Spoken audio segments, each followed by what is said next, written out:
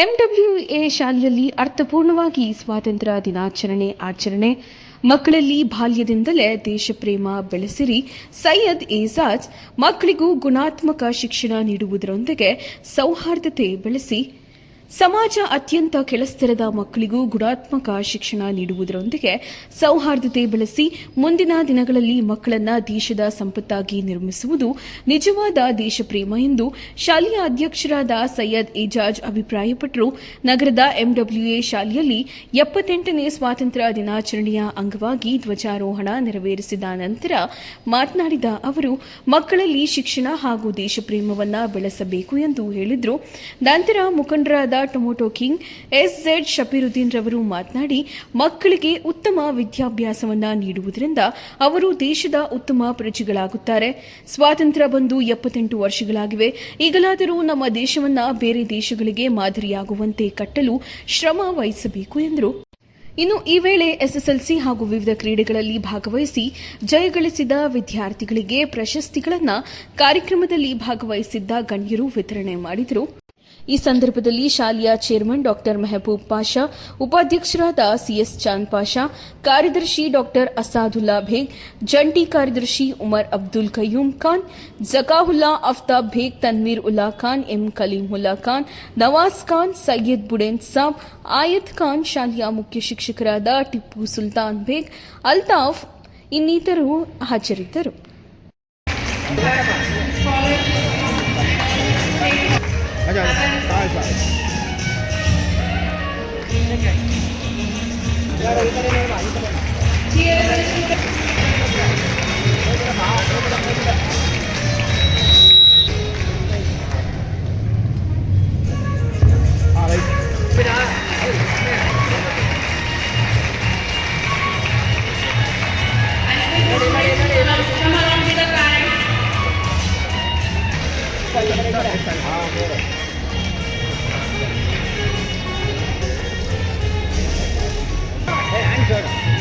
Appreciate the students with your parents.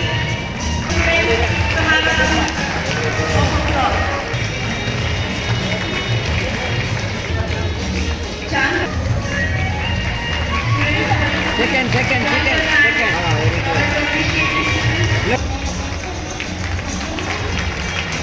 Illadi. ಈ ಕಡೆ ಬನ್ನಿ.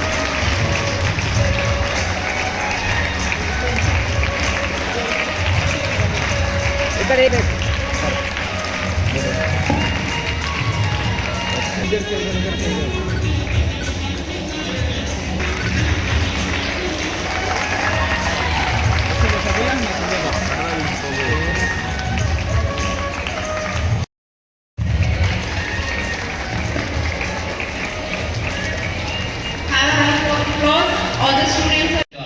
ನಮ್ಮದೇ ಇಕ್ರಾ ಹುಸೇನ್ ಅಂತ ಒಬ್ಬರು ಹುಡುಗಿ ಇಂಗ್ಲೆಂಡಿಂದ ಓದಿ ತಕ್ಷಣ ಅವರು ಬಂದು ಸುಮಾರು 5 ತಿಂಗಳಲ್ಲಿ ಎಲ್ಲ ಕಮ್ಯುನಿಟಿಯವರು ಸೇರಿಕೊಂಡು ಯುಪಿನಲ್ಲಿ, ನೋಡಮ್ಮ ನೀನು ಒಳ್ಳೆ ಸಂಪ್ರದಾಯ ಇದೆ, ನೀನು ಪಾರ್ಲಿಮೆಂಟ್ ಮೆಂಬರ್ಗೆ ನಿಂತ್ಕೋಬೇಕು ಅಂದರೆ ಅವ್ರು ಹೇಳ್ತಾರೆ, ಅಣ್ಣ ನಮ್ಮ ಕಮ್ಯುನಿಟಿಯವರು ಇದು ಕೊಟ್ಟರೆ ಓಟ್ ಕೊಟ್ಟರೆ ನಾನು ಗೆಲ್ಲಕ್ಕಾಗೋದಿಲ್ಲ, ಎಲ್ಲ ಕಮ್ಯುನಿಟಿಯವರು ಕೊಡಬೇಕಣ್ಣ ಅಂದರೆ ಎಲ್ಲ ಕಮ್ಯುನಿಟಿ ಲೀಡರ್ಸ್ ಸೇರಿಕೊಂಡು ನೀವು ಬರೀ ಅಪ್ಲಿಕೇಶನ್ ಹಾಕಿ ನಿಮ್ಮ ಮನೆಯಲ್ಲಿ ಇರಮ್ಮ, ನಾವು ನಿಮಗೆ ಗೆಲ್ಲಿಸ್ತೀವಿ ಅಂದರೆ ನಾನು ಸ್ವಲ್ಪ ಸಂಪ್ರದಾಯ ಮಾಡ್ತೀನಿ.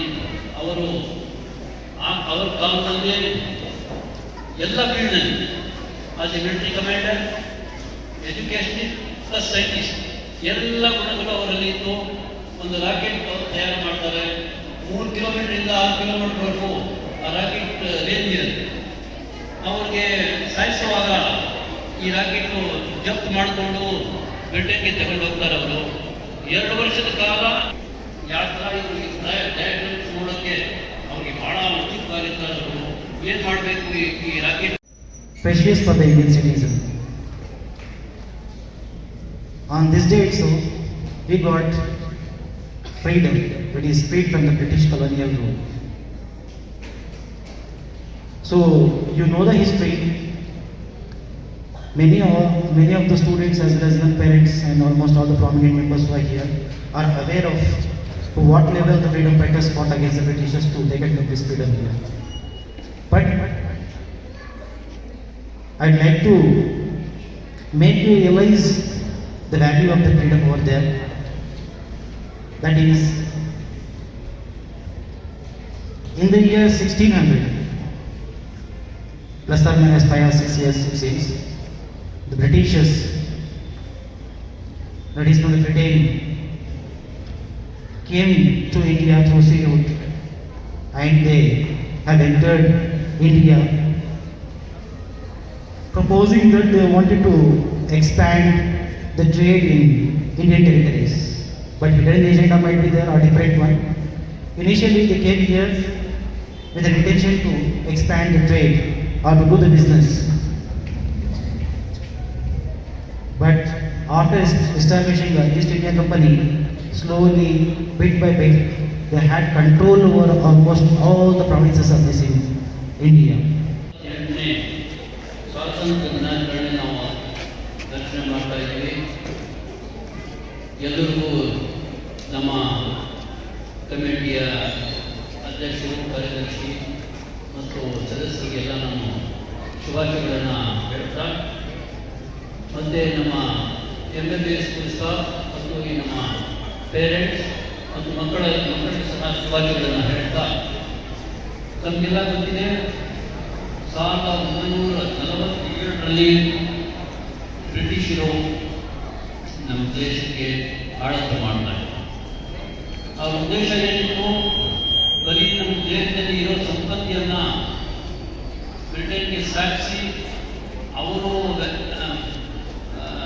ದೇಶನ ಉದ್ಧಾರ ಮಾಡಬೇಕು ಅಂತ ಒಂದೇ ಒಂದು ಗುರಿಯಿಂದ ಅವರು ಇಲ್ಲಿಗೆ ಬಂದಿದ್ದರು. ಆದರೆ ನಮ್ಮ ಮಹಾನ್ ಲೀಡರ್ಸ್ ಡಾಕ್ಟರ್ ಅಂಬೇಡ್ಕರ್, ಮಹಾತ್ಮ ಗಾಂಧೀಜಿ, ಮೌಲಾನಾ ಅಬುಲ್ ಕಲಾಂ ಆಜಾದ್, ಜವಾಹರ್ಲಾಲ್ ನೆಹರು ಇಂಥವರು ಅನೇಕ ಜನ, ತಮಗೆ ಗೊತ್ತಿದೆಯೋ ಇಲ್ಲೋ, ಜವಾಹರ್ಲಾಲ್ ನೆಹರು ಅವರು ಸುಮಾರು 9 ವರ್ಷ ಜೈಲಿನಲ್ಲಿ ಕಳೆದರು. ಅವರ ಲೈಫ್ನ ನಂತರ 9 ವರ್ಷ ಕಡಿಮೆ ಆಗಿಬಿಟ್ಟಿದೆ. 9 ವರ್ಷ ಜೈಲಿನಲ್ಲಿ ಇದ್ದು ಅವರು ಆದರೂ ಸಹ ಸ್ವಾತಂತ್ರ್ಯ ಬರೋಕ್ಕೆ ಅವರು ಕೈ ಬಿಡಲಿಲ್ಲ. ಇಂತಹ ಅನೇಕ ಜನ, ನಮ್ಮ ಮಹಾತ್ಮ ಗಾಂಧೀಜಿ ಅಂತೂ ಈ ದೇಶ ಮೇಲೆ ಅವರ ಪಾತ್ರ ಬಹಳ ಜಾಸ್ತಿ ಇದೆ. ಅವರಲ್ಲಿ ಭೇದ ಭಾವನೆ ಇರಲಿಲ್ಲ.